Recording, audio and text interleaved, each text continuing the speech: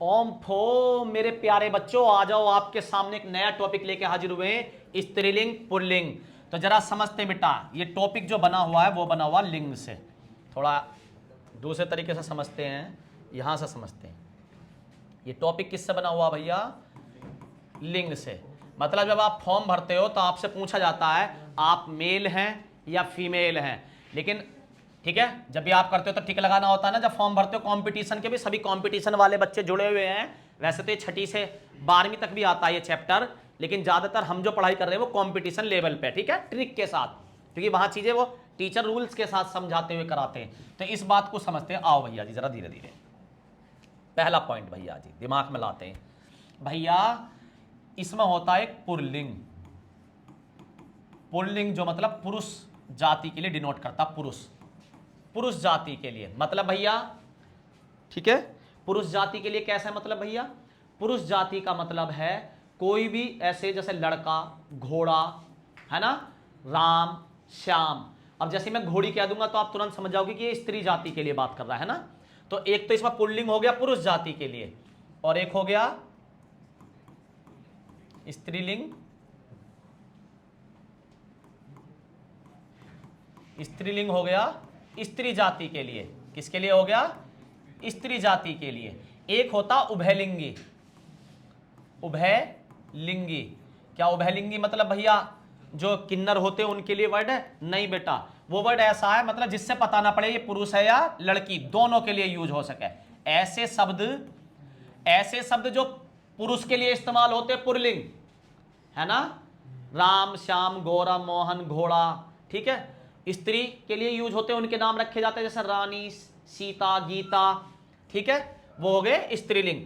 उभयलिंगी मतलब जो दोनों के लिए इस्तेमाल होते हैं। मतलब भैया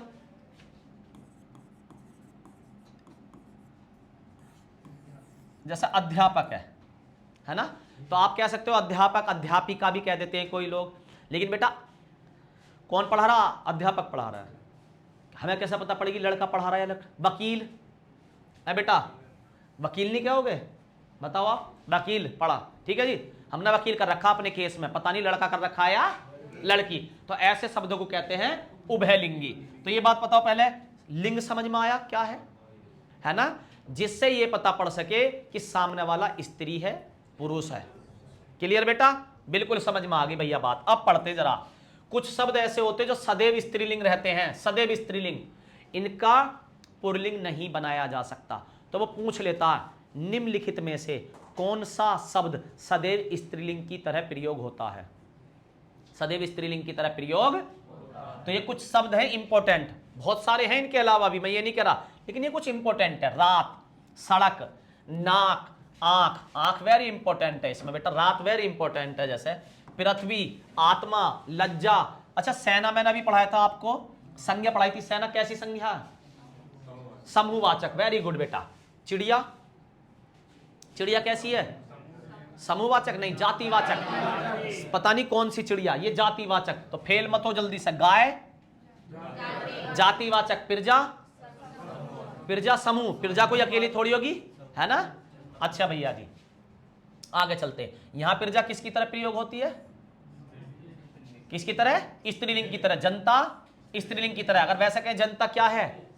समूह है। जनता पता नहीं कौन कौन सी जनता, जनता में सब आ गए है ना। सभा, ये भी समूहवाचक है। सभा भी समूहवाचक, जनता भी, पिरजा भी। गाय जातिवाचक, चिड़िया जातिवाचक, ठीक है। लज्जा भाववाचक, गुण है ना लज्जा, है ना, हाँ। बिजली। अच्छा भैया ये सारे क्या हो गए शब्द? स्त्रीलिंग वाले। और ये वाले शब्द क्या हो गए? पुल्लिंग वाले। पानी, घी, दूध, दही, तेल, पहाड़, पनीर, समुद्र, जंगल, देसी, नगर, गांव, सूर्य, चंद्रमा, हिमालय, आकाश। भैया ऐसा ना पहचाना जावे, कुछ पहचान बताओ। मैं बताता हूं आपको, दो तरीके के सवाल आएंगे। निम्न में से कौन सदा स्त्रीलिंग है, कौन सदा पुल्लिंग है, या फिर आएंगे धोबी का स्त्रीलिंग बताओ, ठीक है, पंडित का स्त्रीलिंग बताओ, कवि का स्त्रीलिंग बताओ। वेरी इंपॉर्टेंट है ये कवि वाला, ठीक है, वेरी इंपॉर्टेंट है ये विद्वान वाला, नर वाला। और कुछ ऐसे आते हैं जैसे मच्छर, मच्छर की पता नहीं पड़ती है ना, नर मच्छर, मादा मच्छर, तो आगे क्या लगाया जाता? मच्छर का मच्छर ही रहता, लेकिन नर या मादा लगा दिया जाता है। क्लियर बात समझ में आई? अब जरा देखो यहां पर, इधर समझते हैं। भैया हमें रैंडमली कोई ऐसी चीज दे दी उसने, जिसके बारे में हमें पता ही ना, तो कैसे करें, अभी बता रहा हूं कैसे करें। जैसे उसने कोई वर्ड दे दिया, आप उस वर्ड को पकड़े, जैसे पानी दे दिया, हमें पता लगाना आप पानी स्त्रीलिंग है पुल्लिंग है, तो इसके ऊपर एक ऐसा सेंटेंस बोलो जिसमें क्रिया ऐसी हो, स्त्रीलिंग या पुल्लिंग, क्रिया आ जाए। पानी पी लिया, पी लिया, लड़के जैसा लड़की जैसा, है ना। चाय पी ली, चाय पी ली, लेकिन फंसोगे कहां तुम, दही में।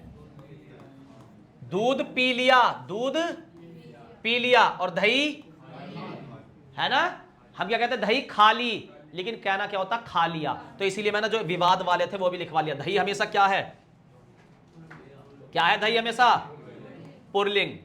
तो दही खा लिया, दही खट्टा है, ठीक है, मट्ठा खट्टा है, ना कि खट्टी है, समझ गए।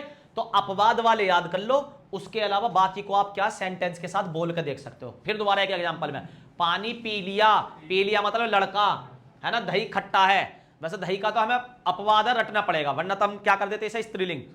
दूध पी लिया, पनीर खा लिया, है ना। हम अमेरिका घूमने गए या गए, गए, है ना, तो लड़के वाले शब्द आएंगे, ठीक है। दिल्ली अच्छी है या अच्छा है, अच्छी है, तो क्या है, लड़की है ना। बात समझ में आ रही है नहीं आ रही। तो भैया जिस शब्द को भी हमें भाई 4 विकल्प देगा, चारों को बोल के देखेंगे इसी तरीके से सेंटेंस बना के, और उसी से हम पहचानेंगे कि स्त्रीलिंग कौन सा है और पुल्लिंग कौन सा है। तो बात समझ में आ गई। आपको 2 चीजें याद करनी है, ये वाली और ये वाली। बाकी चीजें कैसे पहचानेंगे भैया, बाकी चीजें हम सेंटेंस में बोल के देखेंगे, बाकी चीजें हम सेंटेंस में फिट करके देखेंगे। लड़का अच्छा पता पड़ गई पुल्लिंग है, लड़की अच्छी है पता पड़ गई स्त्रीलिंग है ना। राम अच्छा है, सीता अच्छा है कह दोगे, सीता अच्छी है, स्त्रीलिंग होगी। तो बोल के देखेंगे, गंगा नदी बहुत बड़ी है या बहुत बड़ा है ना। हिमालय पर्वत बहुत बड़ा है या बड़ी है, तो पता पड़ गई बड़ा है, लड़का है, तो बोल के पता पड़ जाएगी, नहीं पता पड़ जाएगी, ठीक है। राजू अच्छा खेलता है और सीता अच्छा खेलता है, खेलती है, तो अपने आप ही सेंटेंस आपको गलत लगने लगेगा। लेकिन कुछ अपवादों में पता नहीं पड़ती, जैसे दही जैसे अपवाद, तो मैंने उन्हें लिखवा दिया, आपको उन्हें मैंने याद करने के लिए लिखवा दिया कि आप इन्हें रट लें, ठीक है।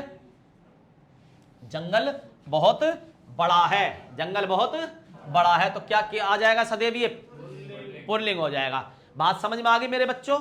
आप सेंटेंस बोल के देखेंगे, उसी से हम पता लगाएंगे स्त्रीलिंग है या पुल्लिंग। एक क्वेश्चन 100% आएगा इस चैप्टर पे, आप अच्छे से प्रैक्टिस करेंगे। चैप्टर मैंने निपटा दिया आपके 2 आज, ठीक है। तो बेटा अगर आपको वीडियो अच्छी लग रही हो हिंदी की, तो प्लीज आप मेरा साथ दीजिए,